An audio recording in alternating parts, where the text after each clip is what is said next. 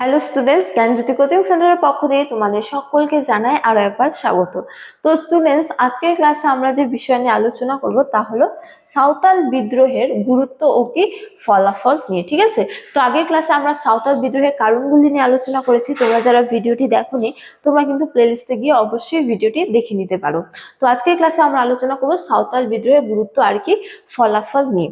তো আলোচনা শুরু করার পূর্বে তোমাদের বলে রাখি, তোমরা যারা সিবিপিবিইউ অর্থাৎ কোচবিহার পঞ্চানন বর্মা ইউনিভার্সিটির অন্তর্গত 4th সেমিস্টারে রয়েছে, তোমাদের যাদের মেজর হিস্ট্রি রয়েছে তাদের পেপার 8 এর একটি গুরুত্বপূর্ণ টপিক নিয়ে আজকে ক্লাসে আমরা আলোচনা করব।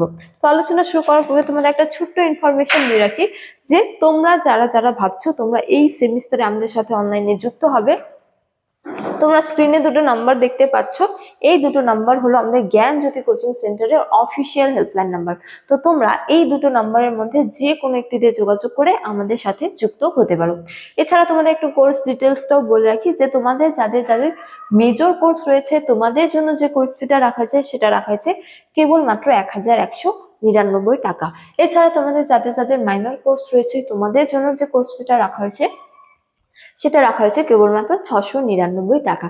তো এই টাকার বিনিময়ে তোমরা আমাদের কাছ থেকে কি পেয়ে যাচ্ছ? তো এই টাকার বিনিময়ে তোমরা আমাদের কাছ থেকে পেয়ে যাচ্ছ লাইভ ক্লাসেস, এছাড়া হাই কোয়ালিটি নোটস, এছাড়া রেকর্ডেড ক্লাস এবং কি 100% কমন সাজেশন। তো স্টুডেন্টস, এই ছিল ইনফরমেশন। এবার আমরা আজকের আলোচনা শুরু করব। তো দেখো, সাঁওতাল বিদ্রোহের ফলাফল। ঠিক আছে, তো সাঁওতাল বিদ্রোহ প্রকৃতপক্ষে ব্যর্থ হলেও এই বিদ্রোহের কিন্তু বেশ গুরুত্বপূর্ণ ফলাফল ছিল। ঠিক আছে, বা এই বিদ্রোহের ফলাফলগুলিকে বা গুরুত্বকে কিন্তু অস্বীকার করা যায় না। ঠিক আছে, তো দেখো, এই বিদ্রোহের অন্যতম প্রধান গুরুত্ব বা ফলাফল হলো যে সাঁওতাল পরগনা গঠন। ঠিক আছে, তো দেখো এক্ষেত্রে বলা হয়েছে যে সাঁওতালদের বীরত্বপূর্ণ আন্দোলনের ফলে ইংরেজ সরকার তাদের দাবি মেনে নিয়ে সাঁওতাল পরগনা, ঠিক আছে, তাদের একটি নির্দিষ্ট পরগনায় গঠন করতে বাধ্য হয় বা গঠন করে দেয়। ঠিক আছে, তো এই সাঁওতাল বিদ্রোহের মাধ্যমেই সাঁওতালরা কিন্তু সর্বপ্রথম নিজস্ব পরগনা বা নিজস্ব স্থান পেয়েছিল, বা যে স্থান কি নামে পরিচিত, সাঁওতাল পরগনা নামে পরিচিত। ঠিক আছে, তো তারা একটি নির্দিষ্ট অঞ্চল বা নিজেদের অঞ্চল কিন্তু আদায় করতে সক্ষম হয়েছিল। ঠিক আছে, তো এই অঞ্চলটিতে সাঁওতালদের জন্য এই অঞ্চলটি সাঁওতালদের জন্য সংরক্ষিত করা হয় এবং এখানে সরকারের কোনো আইন কার্যকর করা হবে না বলে ঘোষণা করা হয়। ঠিক আছে, তো এই যে সাঁওতাল পরগনা, এই সাঁওতাল পরগনা কেবলমাত্র সাঁওতালদের জন্যই কি করা হয়, সংরক্ষণ করা হয়। ঠিক আছে, এবং ব্রিটিশ সরকার এই পরগনায় কোনো রকম কোনো হস্তক্ষেপ করবে না বা আইন কার্যকর করবে না, এটাও স্থির করা হয়। তো এটি হলো একটি অন্যতম গুরুত্বপূর্ণ ফলাফল। ঠিক আছে, বা এই বিদ্রোহের অন্যতম একটি প্রধান গুরুত্ব যে সাঁওতাল পরগনা গঠন। ঠিক আছে, তবে দেখো দ্বিতীয়তমের ক্ষেত্রে বলা হয়েছে যে পৃথক উপজাতির স্বীকৃতি। তো এক্ষেত্রে বলা হয়েছে যে ইংরেজ সরকার সাঁওতালদের পৃথক উপজাতি হিসেবে স্বীকৃতি প্রদান করে। ঠিক আছে, তো এই বিদ্রোহের অন্যতম একটি গুরুত্ব বা ফলাফল কি, যে তারা একটি পৃথক উপজাতি হিসেবে স্বীকৃতি লাভ করে। ঠিক আছে, তারপরে দেখো তৃতীয়তমের ক্ষেত্রে বলা হয়েছে যে রাজস্বের পরিমাণ হ্রাস। তো সাঁওতাল বিদ্রোহের পর সাঁওতালদের জমির ওপর রাজস্ব আরোপের পরিমাণ কি করা হয়, হ্রাস করা হয়। তো এতদিন তাদের কাছ থেকে উচ্চ হারে রাজস্ব আরোপ করা হতো, কিন্তু এই বিদ্রোহের পরবর্তীকালে তাদের রাজস্বের পরিমাণ কিছুটা হ্রাস করা হয়। ঠিক আছে, তো এইগুলি হলো কয়েকটি গুরুত্বপূর্ণ ফলাফল। এছাড়া দেখো আরো বলা হয়েছে যে প্রতিবাদী মনোভাব গঠন।